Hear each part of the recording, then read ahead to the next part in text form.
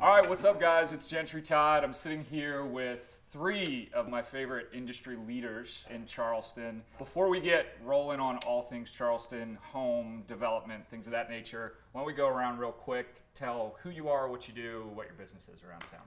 Yeah, well, I'm Jessie, and I own a design firm here in Charleston called JLV Creative. Which is where we're at. We do commercial and residential interior design. Cool. I'm Rick Rockwell, and I am a builder in Charleston. I specialize in restoring old houses in the downtown area. Occasionally I'll build a new one, but and the name of my company is Rockwell Construction. Awesome. I'm Nicholas. I am an architect and now developer, and my company name is Architecture Development Office, to keep it generic. And I'm building and designing houses in the Park Circle area right now. And you just did like an incredibly cool, unique one that we saw last week. I did. Yeah. Glad you liked it. Yeah, I loved it. Well, so along that idea, I mean, we're all seemingly in the home space, right? Sell them, design them, build them. What are some of the things that you guys are seeing industry-wide, maybe trend-wise?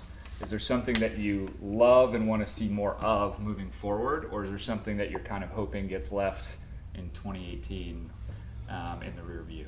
Well, I was thinking about this because you did give me a little heads up. I'm sure you were. So one of the things that I think has kind of already died, and I hope it just stays buried, like we've already had the funeral for it, we don't need to bring it back, is shabby chic.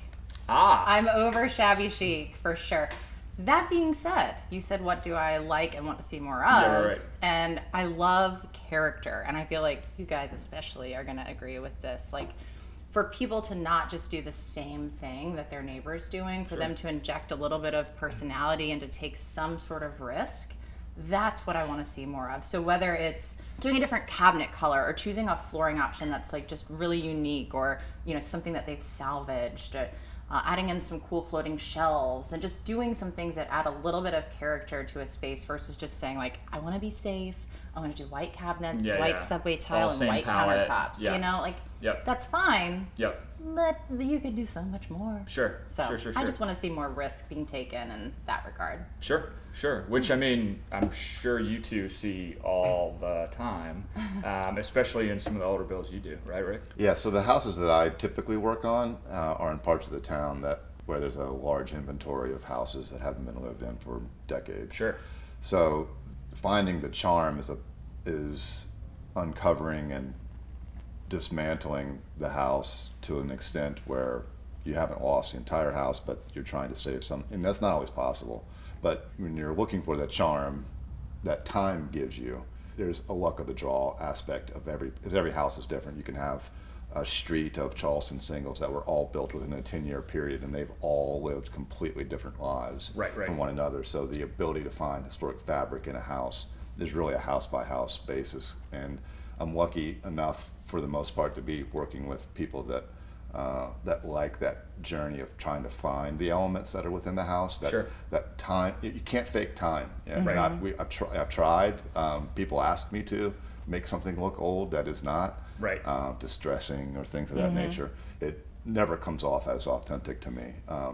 The elements that I find, whether it be beadboard or old beams that are within a house that have been preserved because people put layers and layers of cheap sheetrock over top of it, and we uncover it, it is a part of the discovery. It's not something that I can predict or create out of a vacuum. It's something that we find and we put together as a part of a larger program or a larger style.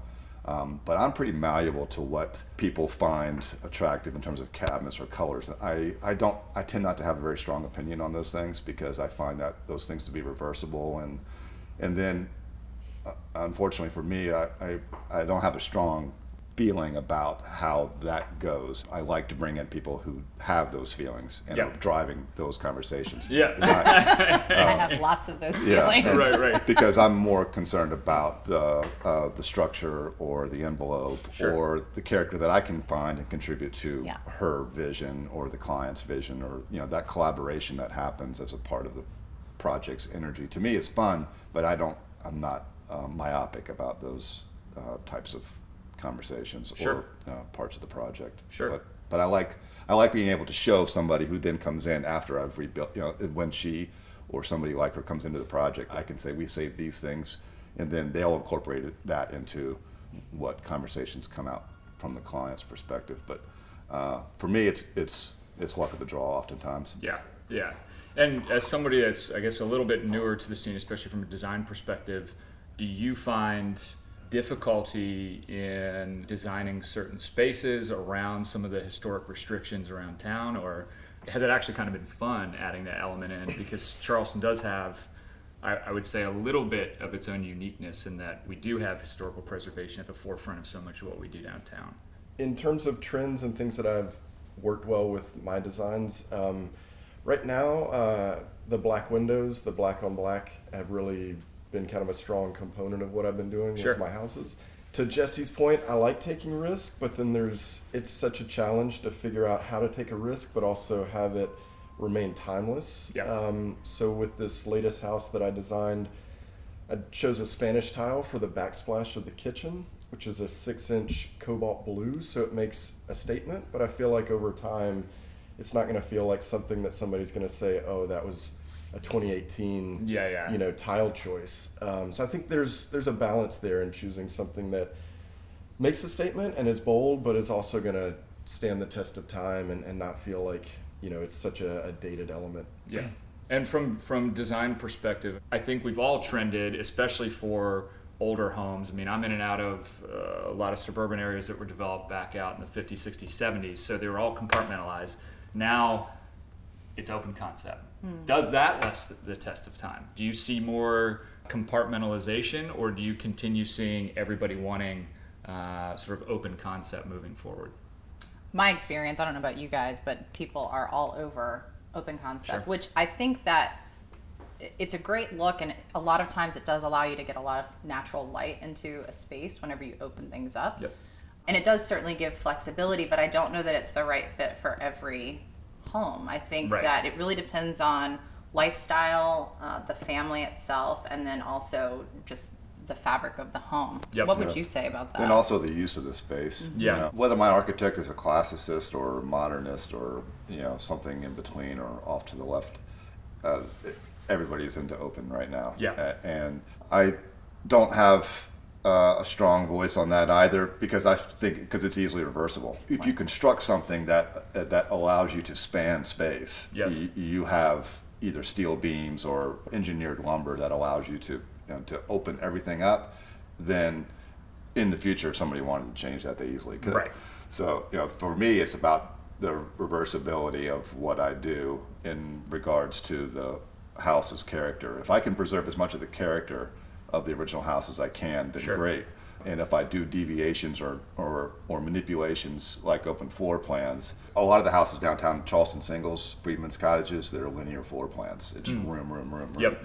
And so when you open that up, and then you're defining the space by furniture or Right, lighting or anything like that, then you're creating a lot of flexibility, but everybody has to envision their furniture and their space and their kitchen and how all of that relates, and that's all in her court. Yep. And for me, I've just created a space that is malleable Right. and flexible.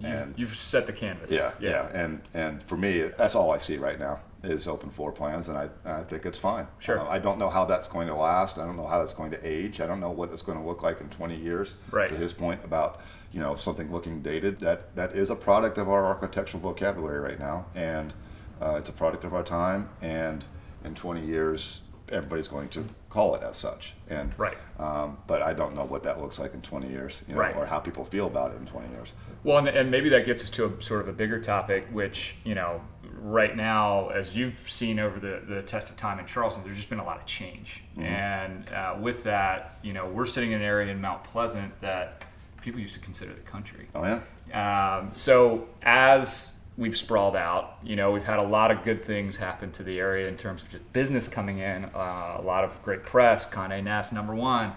How do you feel development has impacted on the whole? Do we need to, there's been measures recently that's tried to slow it down, but what are those impacts looking like? Where do you see in the next 5 to 10 year macro Charleston growing as a community? Well, Nick and I have actually talked a little bit about this, and I've really enjoyed Nick's perspective because, as you know, Yep. I live downtown right now in an apartment that I've been renting for a while. I've been like a downtowner for life so far. But I am building in Park Circle. Sure. And Park Circle is an area in Charleston that I've always felt like it was sort of an Appreciated? underappreciated, Yeah. part of town because of the proximity to everything and just how cool it is. I mean, there's a lot of character in that area. There's like hills, which we don't really have in Charleston. I love a hill. And also there's so many cool established homes that have been there for a while, not nearly as old as some of the downtown homes, Sure. but there are some newer construction things popping up as well. And Nick's been building beautiful newer construction homes with open floor plans Right. up there. But you living there and working there, like, is that an area that you also agree is kind of underappreciated? Absolutely. I mean, the benefit that Park Circle has versus, the fringe of Mount Pleasant, or if we go up north to Nexton or out to Johns Island, is that the neighborhood itself it was planned 100 years ago. There are houses that are, 60, 80 to 100 years old. So Right. you don't have this tabula rasa where you can just come in and do whatever you want. So there's going to be new with old, and anybody that comes in to build there is going to have to do infill development. Sure. With the exception of a couple projects that Mixon and the Beach Company have done. Yep. The rest of us just have to find, smaller individual lots and take it from there. Right. For the mega developments though that have started to push all the way out, before it was just pushing on the fringe of Mount Pleasant, now pushing out to Awendaw and in the opposite direction, way out into parts of West Ashland that were just widely considered rural until you get down almost to Savannah. Do you feel like that's impacting things like traffic?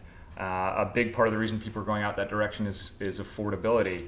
Can you all, I guess, from your perspective, what are some of the things that you're seeing that is impacting your clients' decision making? As they go through these projects, I mean, is affordability the biggest problem we have? Is traffic the biggest problem we have that's driving a lot of these sort of home buying decisions? And that kind of feathers into the previous question, which I love talking to people who've come here in Yes. the past 20 years. I'm local, born and raised, but then I left for 16 years. I left in the summer of '89, actually. So for me, coming back to Charleston in that 16-year period, I think was a pretty critical period to have left and then come back. Yep. Because it was a vastly different city when I came home. The other day when during the holiday week, when there were a lot of people weren't even in town, and I was riding around town, I felt like, oh, this is 1989. Yeah, because yeah. I could get around town in 10 Right, minutes. right. And because there was nobody on the streets. Right. Just Getting through the crosstown did take 15 minutes minimum. Exactly. Yeah, So, and and my high school used to be downtown, and so I've been on those streets from my formative years up until my late 40s now, with a gap in between. So I've seen the architectural fabric remain constant, Yep. but the dynamics and the people and the businesses that are there radically different, Sure. Demographically and otherwise. So some of that I see as positive, and some of it I cannot afford most of the houses that I Sure. do downtown, which is why I live on James Island. That, and I like being away from my work a little bit. I like having a buffer between me. Yeah. Because I don't want to be in a grocery store, and I will end up having conversations like this and for extended periods of time because I love talking about this. But You need to unplug it sometime. you got to unplug, you got to go home, and now I have two little ones. So for me, my time management needs to be very well designed, and I need to get off the peninsula at the end of the day. Yeah.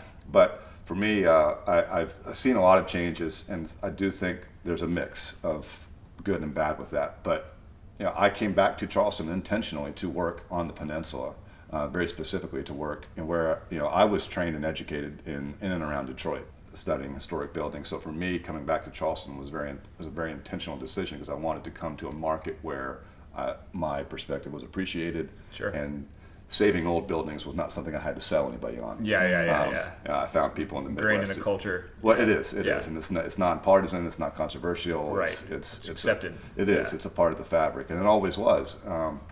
So, for me, I think that there's a lot of good and bad that comes with it, but there's a lot of energy, and it allows me to do what I do without the financial constraints that would be a part of that project if it was off the peninsula. Right. You know, you take these houses that I work on and move them 2 miles to the east or the west, and the conversations are radically different. Oh, sure.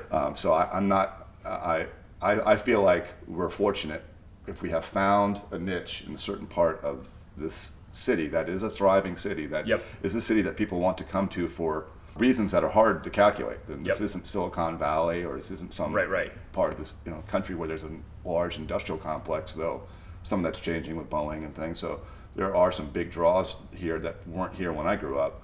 But aside from that, there's a lot of people that just want to be here just because. Yep. And how do you quantify that? Right. So how do you predict that? But it's a perfect storm of beaches, restaurants. This was all woods when I was. Right. I can remember once you got a mile or two up in 17, there was nothing until the parts of Snee Farm that were there back in the 80s. So it was kind of like an island by itself. But you're right. There's very little space between us and Georgetown now. Right. Right. And that's shocking to me. Mount Pleasant was a sleepy little town when I was a kid, and Now one of the fastest growing cities in the United States. Yeah. I think from my vantage point, the issue not only Mount Pleasant faces, but the area as a whole. And now I'm quoting statistics that are probably going to be wrong.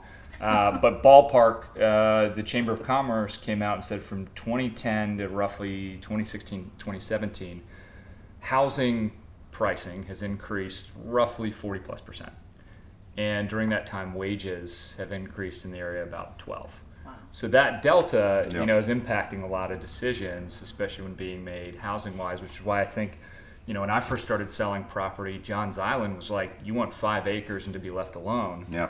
Let's go. Now because you can get land at a cheaper cost out there, you're starting to see not just one development, but several, take off because the price points are just affordable.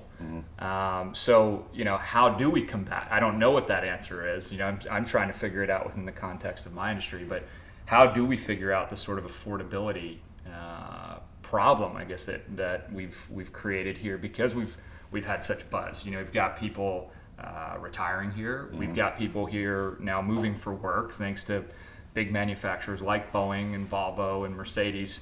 But all that's going up 26, Right. and we're still confined, around the peninsula, around these communities not too far off, where we don't have certainly the infrastructure to control traffic, where we don't have these mega high-rise buildings to house tons and tons of people. So have you guys seen, heard, sort of thought on your own, what do we do to sort of solve that affordability issue? It is a tough question. I think in general, people will continue to go out because in terms of development, that's a low-hanging fruit, Yep. right? The land is less expensive. We have cars. We can just drive out there. I think from a long-term planning perspective, we should probably take on a little bit of the Portland model where they put an urban growth boundary. What that would do is, set a limit as to where we can keep expanding. And then within that, it really raises the level of density within, that. It raises the level of your quality of schools, but it also forces everybody to really take a look at infrastructure. Right. One thing they demanded in the early 80s in Portland is that every single bridge that connects a lot of the neighborhoods to the downtown had pedestrian and bike access, right?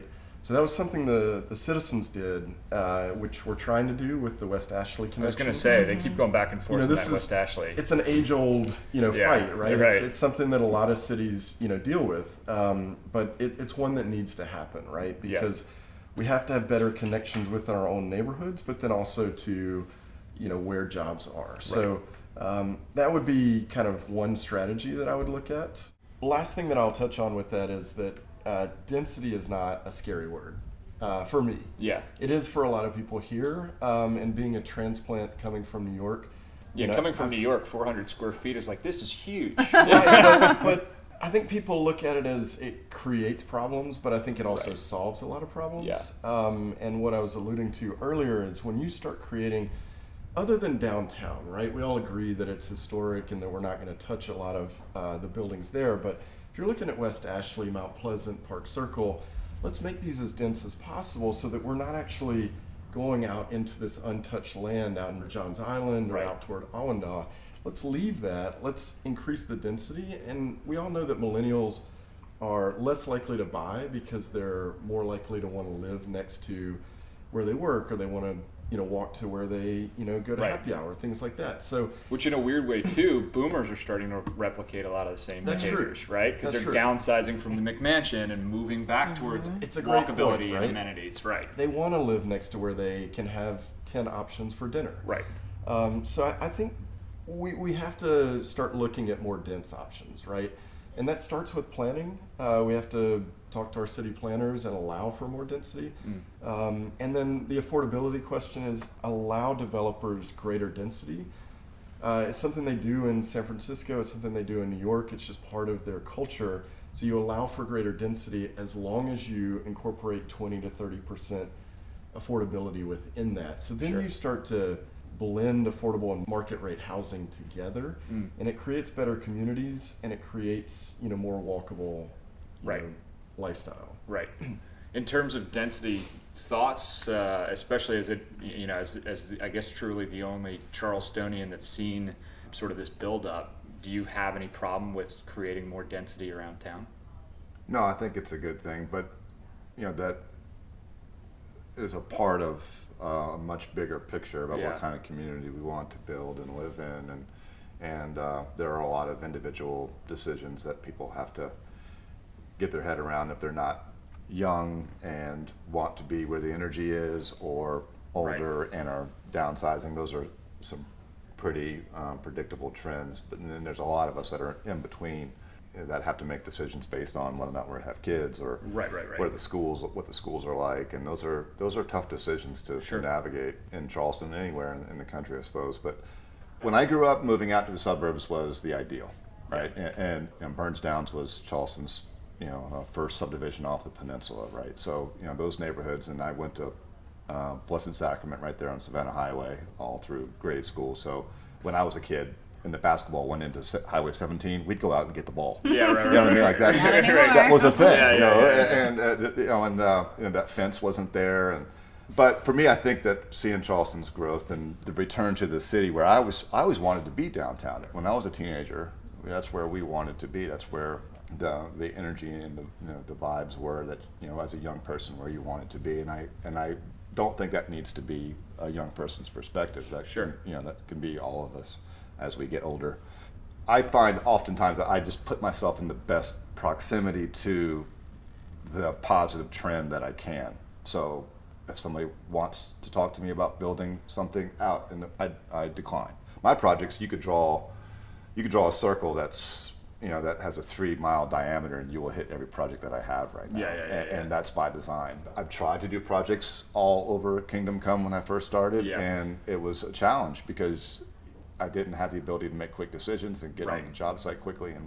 And being a small company now, I don't have tons of staff. I have a small team, and we make things happen together collectively. But I can get to any job, within a matter of a couple minutes because they're all right around the crosstown. I'm admittedly sort of going through the same thing right now in terms of decision making on, is it, as a small, hyper niche local business, a good decision to be segmented? I wrestle with that. I think before, especially like our parents' generation, it was like bigger's better, more. Yeah. And now have we pivoted back where it's like, well, actually, it is really good to be an expert in one area, or it is really good to serve one specific niche. Like, hey, it's great that I am the architect that knows Park Circle area the best, or like I know historical Reno downtown better than anyone. So you're going to fall into my lap.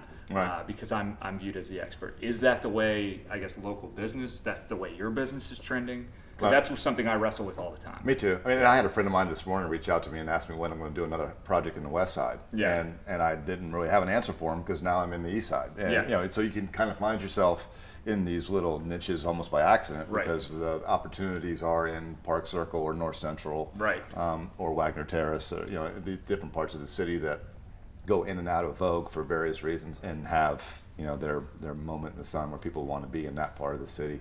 And then it goes beyond it. I'm figuring it out, and it's a challenge. But I'm all over the peninsula, but when I get to talk to somebody who's doing something in Park Circle, I get excited because I want to hear about what's happening there, because I kind of wish I had one going there. But, it's hard to once life sort of takes you in a certain path and projects or opportunities present themselves, you pursue them if you feel that it's worthy. We're sort of the complete polar opposite of what you just said. You're like, You're no, everywhere. shut up. We're everywhere. Yeah. No, we really are. But to that point, I think that it certainly produces a lot of really awesome aspects in terms of, it's very exciting for a creative person to be able to have different types of projects, not only all over Charleston, but all over the East Coast. Sure. So it's very stimulating and exciting, and it gives us new opportunities to play with different materials, because if you're in a coastal place versus somewhere in the mountains, there's just different things that you're doing, Right. Especially with like the style of the homes or the office spaces. So we do both residential and commercial, so already we're doing more than just one little niche. Then you take the fact that there's 6 of us, and so as a small business owner, I've had to put on a hat that was different than when it was just me or just me and one person. Sure. Now I've had to learn, and I'm still learning, to be an effective leader and support system, because it's not okay for me to just be doing a good job with design and keeping the business afloat. My main role is to be a support system for my team, and to make sure that they have the resources to do the same things to produce really great work. Yep. But there's this whole travel component to it, and we are growing, which is super exciting, and I love it. The idea of segmenting sounds great. I mean, it sounds like a work smarter, not harder, but at the same time, I have certain goals, and those goals are affiliated World with domination. growth. Yeah, so I can't dominate the world unless I'm working in multiple places, So I am trying to figure out how to do some cloning of different team members and myself. But other than that, it's been But good. would you say that predominantly your work exists, like if you looked as a whole, what percentage of your work, because we're in Mount Pleasant, is based within 5 to 6 mile radius? So in the Charleston area, we currently have a few projects in Mount Pleasant, and Daniel Island is really big for us right now. We've got Kiowa, Johns Island. We're literally all over Charleston, even into Somerville. So really, truly the polar opposite of what I was. But it's a really interesting idea, and this is one reason that.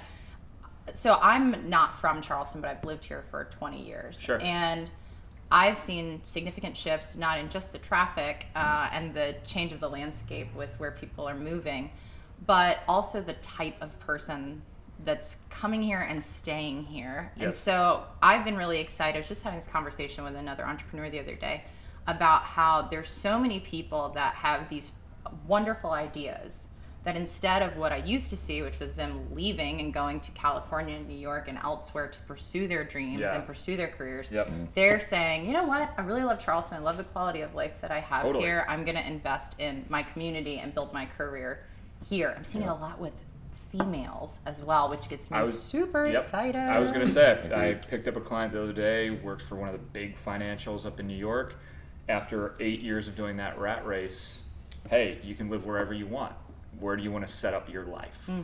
You just got to come back once a quarter. And I think we're getting more and more people just like that sort of fulfill that demo of, hey, I can have the work-life balance I truly want. I don't have to live in a 400 square foot shoebox of a place in Manhattan in a 40-story high-rise, and go to work in the cold or take the subway.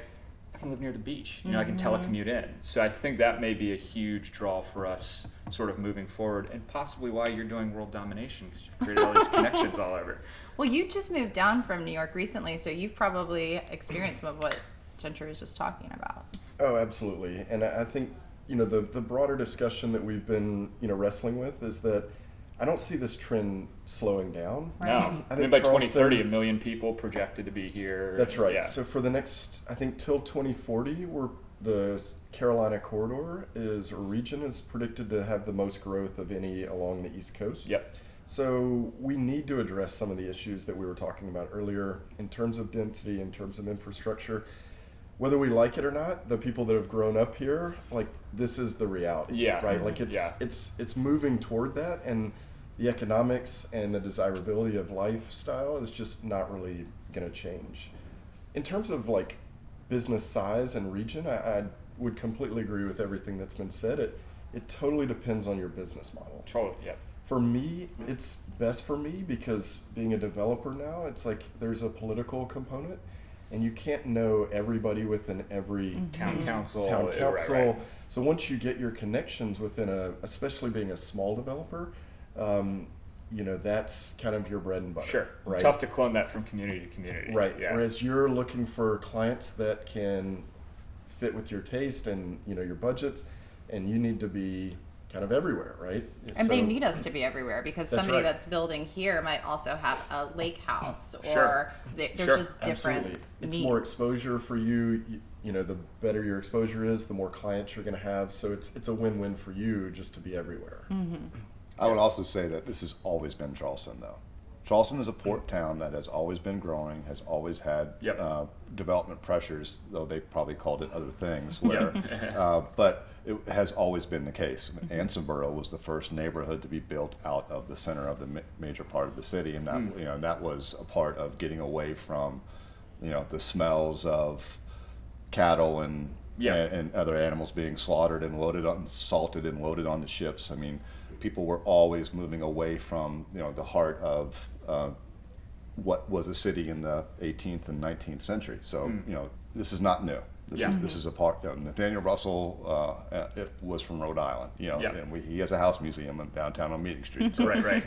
But that's always been the case. So for any of the purists, old Charlestonians who want to talk about how horrible it is, that conversation, how horrible it is, has been a part of the Charleston narrative as well. Sure. Right. Yeah. Whether it was 1850 or 1900 or 1950 or today. I just always joke their net worth is probably like going up 4x. So can you really complain? It's a port town, and Yeah, it is always that's where, and it has a lot of unique qualities to it. The islands and the parts of the city that make it unique are part of its character, its DNA, and these conversations in different forms have always been a part of Totally. Charleston's history. If I found you on a Saturday, perfect weather, where are you in town? You guys start.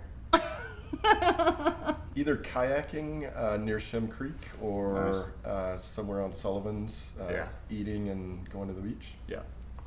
I'm with my wife and boys, and we're planning At something. dinner. Yeah. Oh, well, that's Friday night. I'm sorry. That's Friday night. We have a family dinner every Friday night. But on Saturday, it's now in this part of my life, having children, we are looking at where families can have activities. Yeah. Whereas before it was just the beach. Right. It was just outdoor activities. Now it's the Children's Museum Right. or things of that nature. So. The Yeah, Children's Museum is actually really cool. it is. It's quite, Yeah. Even for adults. Yeah. Oh, yeah. Yeah. Right on. So this is not going to be the popular answer, but There's no wrong answer. well, are okay, you? all right. I feel like I've struggled a bit with the work-life balance thing, which I think I've told you before. No. And so a lot of times on Saturday, it's like my first chance to be like really at home and to not have somewhere that I like have to be at a certain time for work stuff.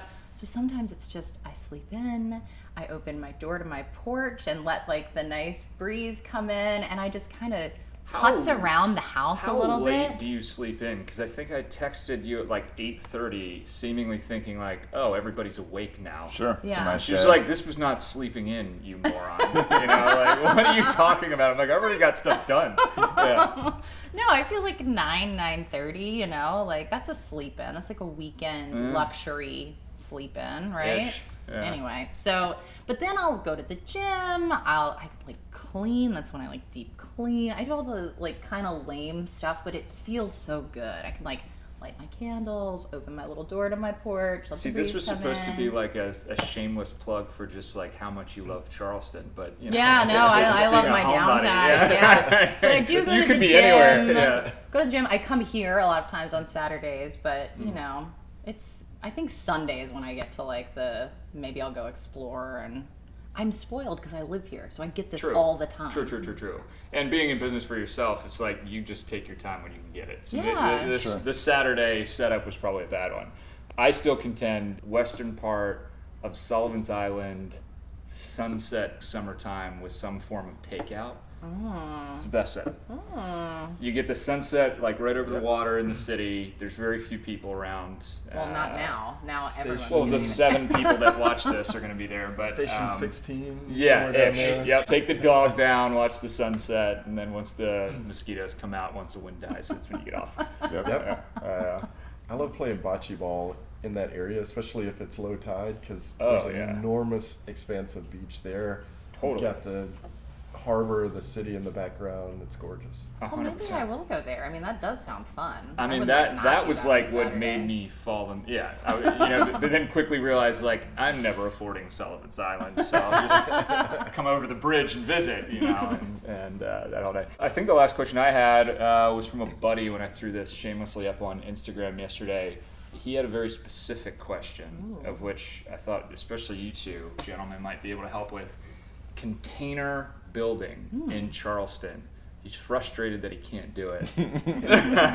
I'm not going to be much help for him. Yeah. The dimensions, I've studied it, I've looked at it. It's not that you can't do it. There's so many limitations to building with containers that just don't really allow it to be as flexible as people want it to be. I think the interior dimensions are like 8 by 8. Yeah. So from a ceiling height perspective and from a width, now you're cutting out 2 to sandwich them together, because 8 feet wide is really just not like I mean, you might find some places downtown that are 8 feet wide. Yeah, but right.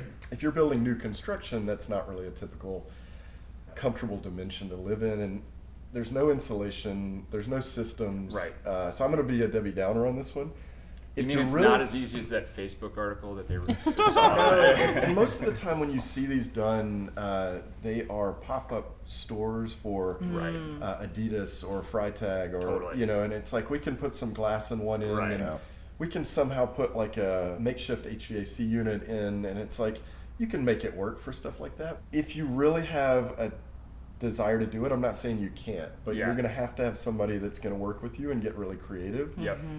You're not going to want typical interior finishes, and you're going to have some maybe funky moments. But Yep. I say go for it, but understand that they're not designed to be lived in. Right. So you're going to have to get really creative. Right.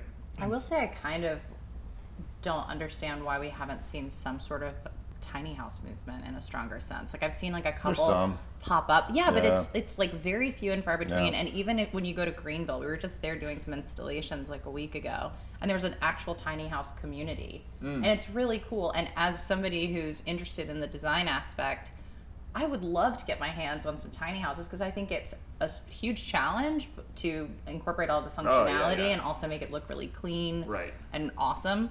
So that would be really fun. I'd like to see more of Are most that of those here. permanent structures, or are they mobile? I think they're mostly mobile. Yeah. Yeah. Actually, I think we had a tiny house episode here. I think we did. Because I've seen like 2 though. I mean, I haven't really seen a lot. I know. Yeah, And this seems like a place for it, but Yeah, I had a friend of mine on that episode, and but we have an inventory of small homes that I think almost qualify, called Right. Freedman's cottages. Right. They are in their original construction between 500 and 700 square feet. Yeah. Right. And families were much larger back then, and they're just going for a pretty penny is the well, difference. yeah. I concur with a lot of what he said about the Yeah. problems and the challenges around Yeah. the container. I looked at it.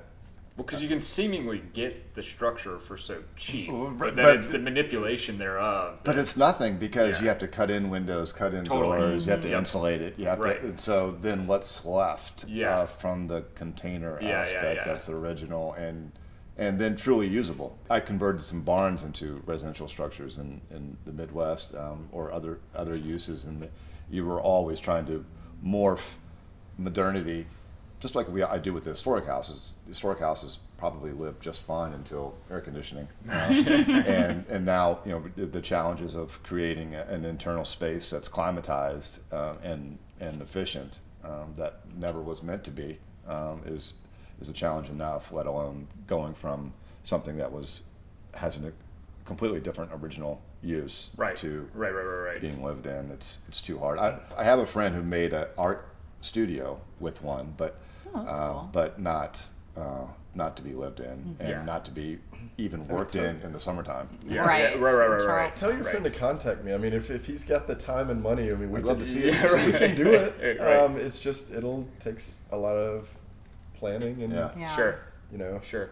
It's a creative endeavor that's not one that's just let's pull it off the shelf and It's out To of the be box. totally frank, Pun to be totally frank, I wasn't even sure if you were allowed to do container building. In certain There pockets of are Charleston. issues, and ultimately you have to end up getting an engineer to stamp it. And that's the challenge is whether or not they will. And I have friends who are engineers who are reluctant, so I wasn't able to kind of. Sure. And that goes to the tiny house too, because I've looked at that in Park Circle. The zoning that is in place in many places doesn't really afford the density that you would want to make it kind of economically feasible. So you run into everything kind of starts at zoning and planning. Right. And so every issue that we deal with is political and is kind of driven by kind of larger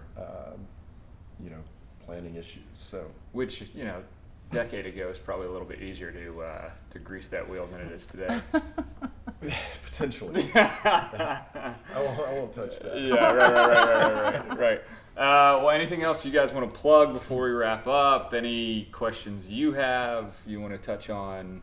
No? Good? No, I This think has we been kind of great. killed it. Yeah. Well, thank you guys so much for coming out. It was truly a pleasure to at least speak with a few other industry experts. And hopefully we'll continue doing work around town for the Yeah. foreseeable future. Well, thank you. Thanks for putting this together. Yeah. It's really nice. Of course. I enjoyed it. It's always great to talk about this with industry experts. Yeah. Well, experts. Yeah, right. All right. Well, thank you.